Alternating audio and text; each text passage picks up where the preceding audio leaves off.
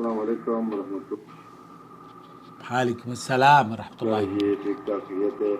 मैं ठीक हूँ, खैरियत से हूँ। पाकिस्तान के स्वात किसी पठानी इलाके से हैं। मेरा नाम के पीछे पल्लू से हैं। पल्लू। त्रिपुरा जो आदमी लोग को यानी हनफी मतलब को फॉलो करता है, हनफी मसलक को फॉलो करते हैं। ओके। तो हम लोग जो नमाज ना मुर्दे को जब दफन करते हैं तो दफन करने के बाद सूरह बकरा उसके ऊपर पढ़ते हैं। दफन करने के बाद सर के ऊपर एक कब्र के बीच साइड में खड़ा हो जाते हैं, तो फिर ये सूरह बकरा ओके। और आखिरी आयत पढ़ते हैं, जी। दुआ करते हैं। हाँ, लेकिन अभी एक नया उसने एक तरतीब बनाया है कि नया तरतीब बनाया हनफियों ने। सिर्फ सूरह यासीन, सूरह यासीन, वो जो सिपारे हैं वो उस आदमी लोग को छोटे छोटे से पारे 10-15 मिनट बैठ के ना तो वो उसको तलावत करते हैं कब्रिस्तान में। फिर 1 घंटा 2 घंटे के बाद ये लोग आधा घंटा तक तकरीबन घंटे तक ये लोग बैठे रहते हैं और ये सूरह यासीन पढ़ते हैं। तो अभी ये जायज़ है या नाजायज़ है? मेरे भाई, मेरे अजीज़, बहुत शुक्रिया आपका। जब आप नेक्स्ट टाइम वॉइस मैसेज करें थोड़ा सा क्लियर बोलें ताकि मुझे समझने में आसानी हो। दोस्तों, भाई और बहनों, ये कहते हैं कि हम उस पाकिस्तान के उस इलाके में रहते हैं, केपी के गालबन इलाके का नाम है, जहाँ पर अक्सरियत, पूरे पाकिस्तान में अक्सरियत हनफियों की है।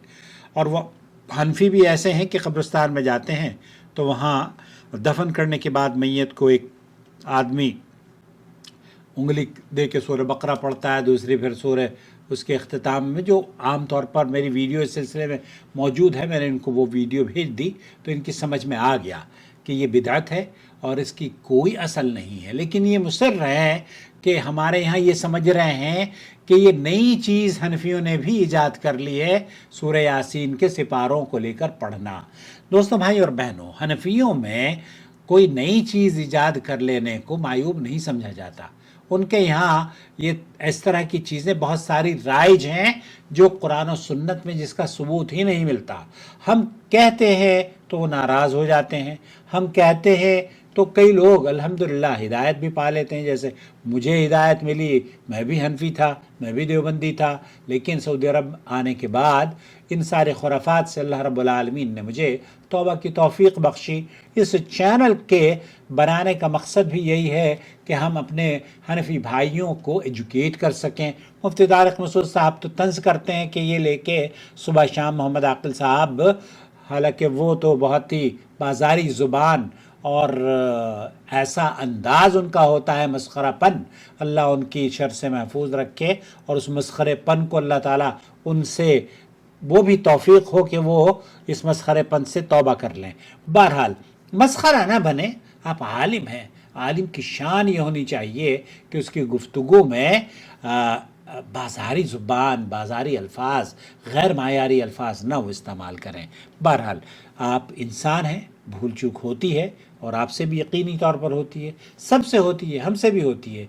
लेकिन जो आदमी भूल चूक करके किसी को मुतनब्बह कर ले और उसको वो तौबा की तौफीक मिल जाए तो इससे अच्छी क्या बात है।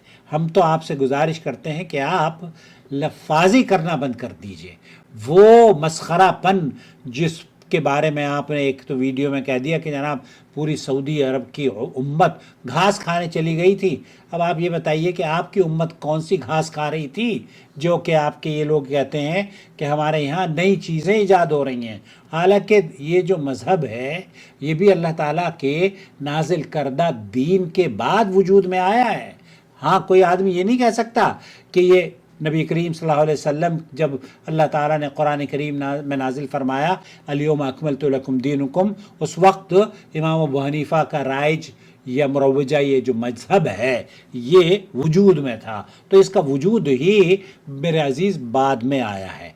अब आपकी समझ में ये आना चाहिए कि जो चीज़ बाद में आएगी दीन के नाम पर उसे हम عبادت کے طور پر، اللہ کا تقرب حاصل کرنے کے لیے، نیکی کمانے کے لیے، نیکی کے حصول کے لیے اگر کرتے ہیں، سماحت الشیخ عبدالعزیز بن باز مفتی مملکت سعودی عرب اور بڑے علماء کا یہی ہمارے یہاں موقف ہے کہ جس چیز پر اللہ کے رسول صلی اللہ علیہ وسلم کا حکم نہیں، وہ مردود ہے، قابل قبول نہیں ہے۔ تو یہ مردود عمل ہے جو کہ آپ کے بقول آپ کے حنفی لوگوں نے اختیار کیا ہے۔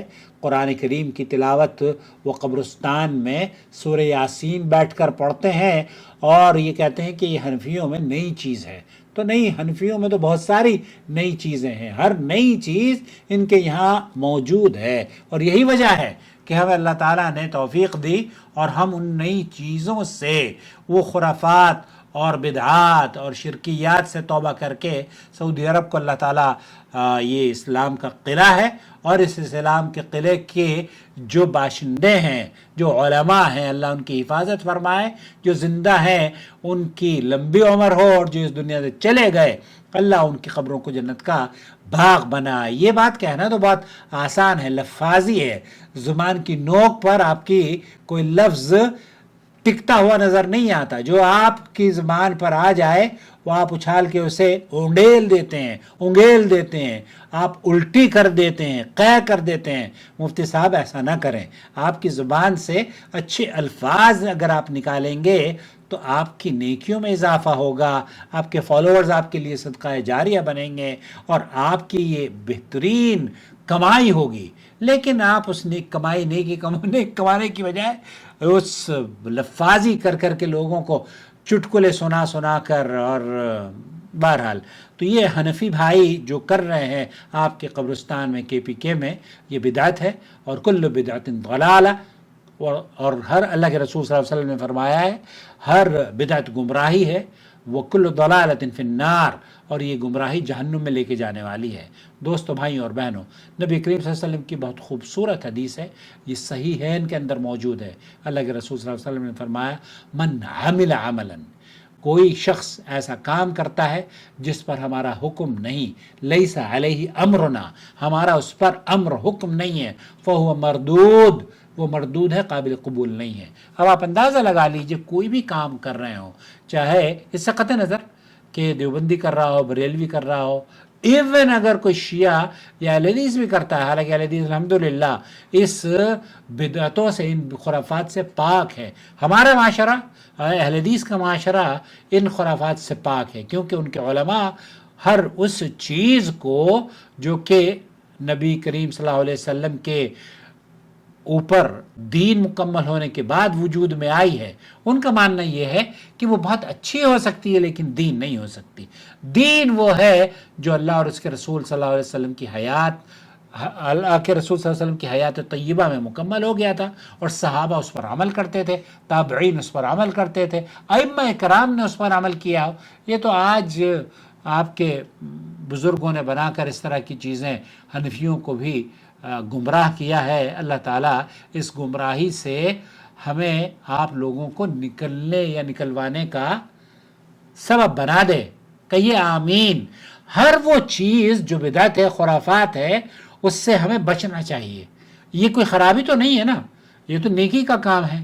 اس نیکی کے کام میں آپ ضرور تعاون کریں، اور اس ویڈیو کو ان لوگوں کے پاس ضرور بھیجیں جو کہ اس طرح کی خرافات میں ملوث ہیں۔ اللہ انہیں ہدایت سے نواز دے۔